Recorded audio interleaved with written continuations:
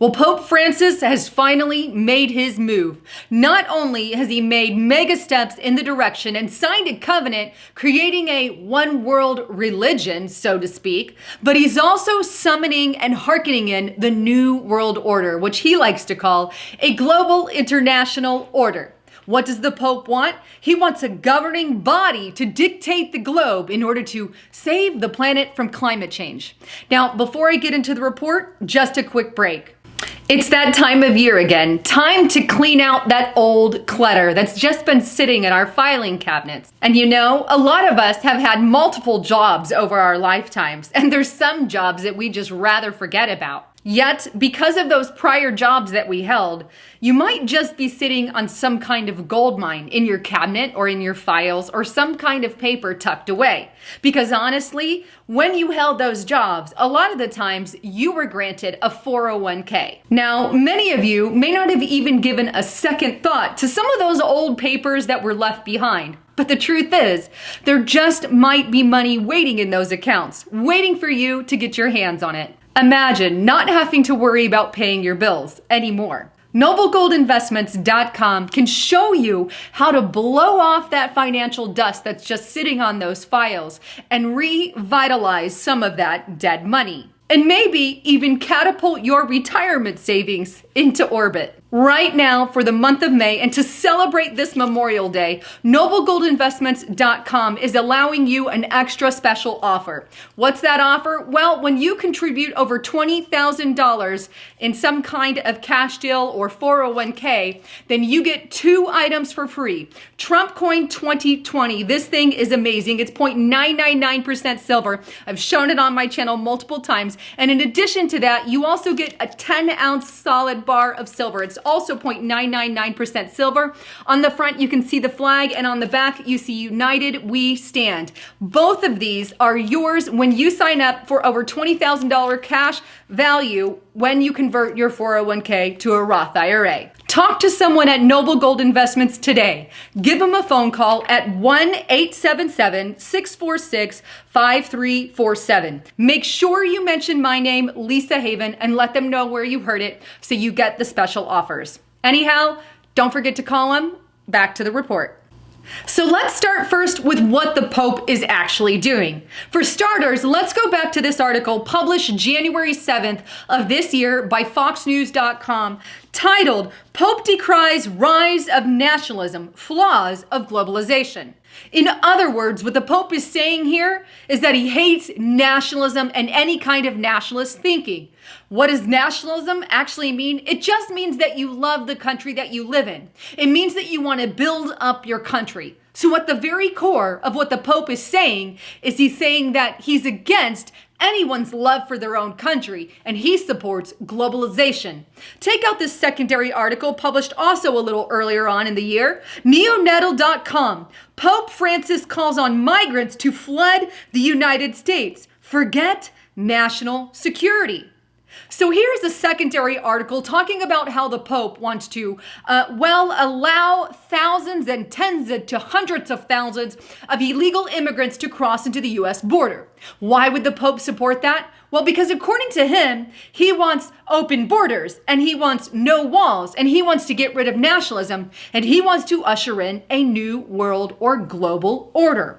The funny part about that is at the Vatican itself, he's got walls surrounding his city, yet no one else is allowed to build walls. Kind of contradictory, isn't it? But you know, that's not all. According to a recent address by the Pope himself to participants of the Pontiff Academy of Sciences, he makes it very clear that, he wants to bring that international governing body in now. Take a look at the actual address, and I'm going to go through it with you. But here's what it states. It states, at the same time, the church has warned people and peoples and governments about the deviations of this attachment when it concerns the exclusion and hatred of others.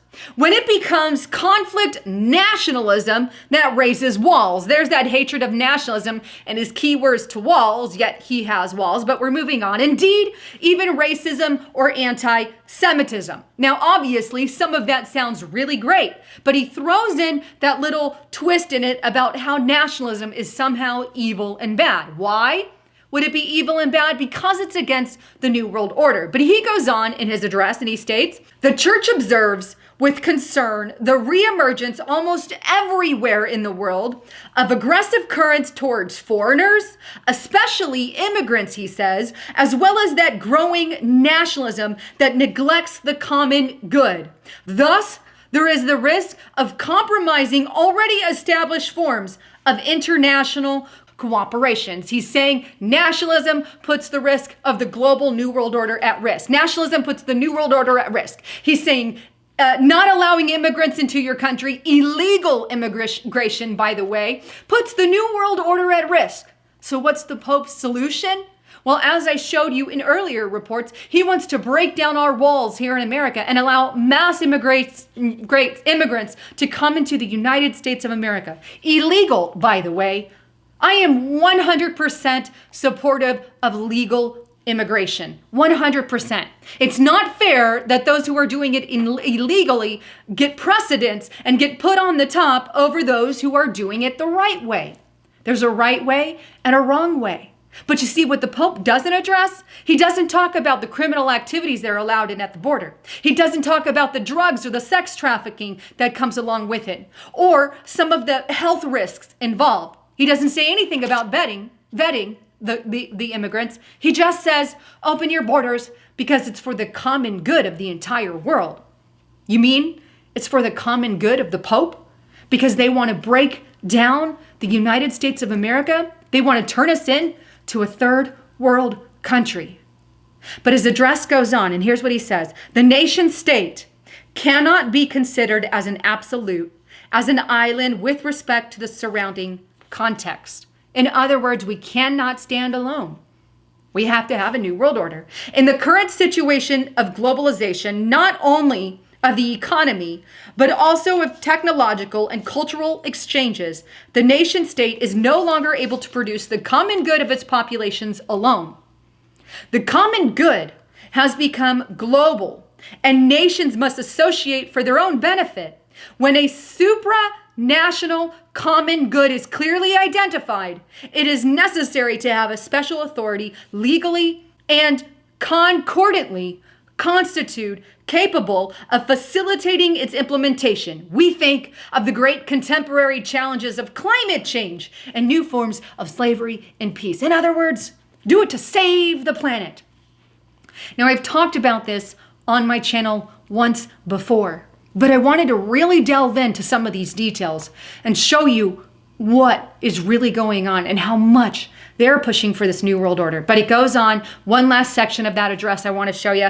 Well, according to the principle of subsidiary, individual nations must be given the power to operate as far as they can. And on the other hand, groups of neighboring nations, as it is already the case, can strengthen their cooperation. How can they strengthen that? By attributing the exercise of certain functions and services to an internal governmental institution that manage their common interest. Intergovernmental institution. That means a global dictating body. You know, like we hear in the Bible, the rising up of 10 nations and one rises from among them all, the Antichrist to rule the world. You see, the Pope has a lot of earmarks for what the Bible calls the false prophet in the latter days. He's a man who comes up and ushers in a one world religion. Some of his own people are even standing against him. Check this out on neonnettle.com. Catholic conservatives meet in Rome to oppose the global one world order. Thankfully, even some of his own people know better than to usher in this global new world order, because history has proven that anytime you have a global body dictating the rules of the world, it never ends up good. Your freedom, your sovereignty is always taken away. But you know what? As I stated before, the Pope has a lot of earmarks to the false prophet.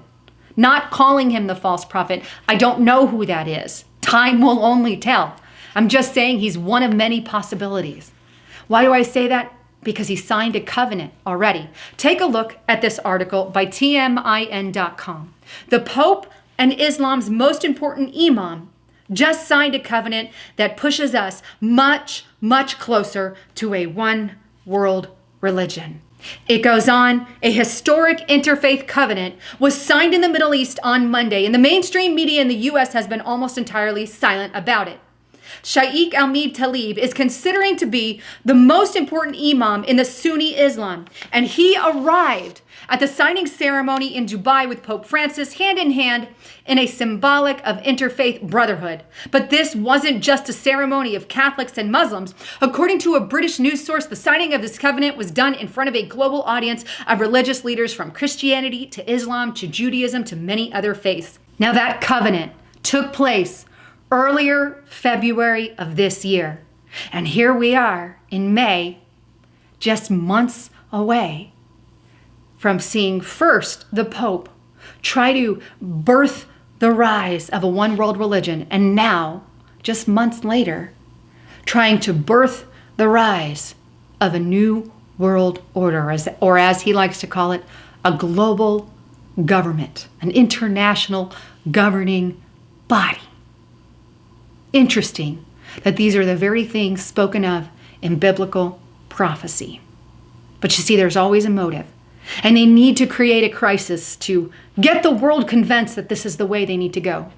What is that crisis? Well, the hoax of global warming. Anyhow, I'd love to get your thoughts, comments, and concerns. Please leave them below. Thanks again for tuning in. I'm Lisa Haven, signing out.